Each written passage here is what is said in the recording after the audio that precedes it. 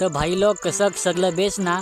तर आज आहे आपला आदिवासींचा दिवस म्हणजे जागतिक आदिवासी दिन ना. आपला जागतिक आदिवासी दिन म्हणजेच आदिवासींचा दिवस चांगला म्हणजे आपले कोंड गावात फुल धमाल असते. यो आहे कोंड गावचे सालजवळचा मोठा माल ना. 2025 पासून आज 4 वर्ष झाले जागतिक आदिवासी दिन हा दरवर्षी कोंडगाव मध्ये साजरा केला जातो. या ठिकाणी आपले कोंडगावचे सालजवळ सगळी माणसं जमेल होती ना. आपला आदिवासी पारंपरिक गौरीनाथ लोक या ठिकाणी नाचत होती ना. आता कोणी टिपऱ्यानात नाच, कोणी दुमशाच्या तालावर नाच ना. आपले पालघर मधली आदिवासी पोराम आहेत ना, त्यांना म्हणजे डीजेचा तालूच पाहिजे, बँजो पार्टीच पाहिजे, तेच पोरा ना. त्यासाठी आता स्पेशल कुणाल म्युझिकलला 9 ऑगस्ट साठी कोंडगाव मध्ये ऑर्डर दिली होती. पण एक गोष्ट सांगायची गेली तर 9 ऑगस्टला कोणत्याही डीजेच्या तालावर न नाचता आपल्या जे आदिवासी पारंपरिक गौरी नाच आहे, कांबड्या नाच आहे, टिपरी नाच आहे, तारपा नाच आहे, याच्यावर सगळ्यांनी डान्स केला पाहिजे. आपण जर याच्यावर डान्स केला तरीच आपली आदिवासी संस्कृती कुठेतरी जपून राहील. त्याच्यानंतर आम्ही जरा कोंडगावात नाचलो ना. मग निघालो आम्ही चारवटे जायचं कारण म्हणजे आपल्या सर्वांना माहितीच आहे की दरवर्षी 9 ऑगस्टचा कार्यक्रम